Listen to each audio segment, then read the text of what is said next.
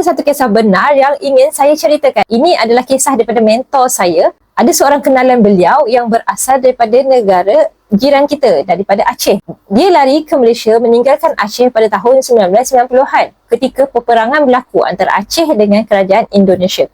Dia adalah salah seorang daripada anggota Tentera Gabungan Aceh Merdeka, GAM. Ketika namanya disenarai hitam oleh tentera Indonesia, dia buat keputusan untuk lari ke Malaysia dan sebelum berangkat, ibunya membekalkan barang kemas yang beratnya sekitar 20 gram.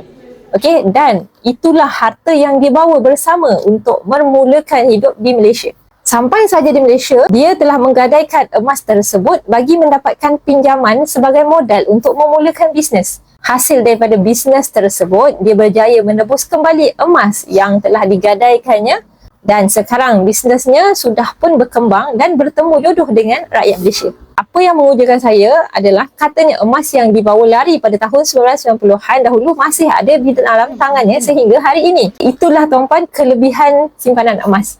Okey, bawalah ke mana-mana sahaja, emas tetap akan berharga sebab emas ini adalah duit antarabangsa ataupun international money.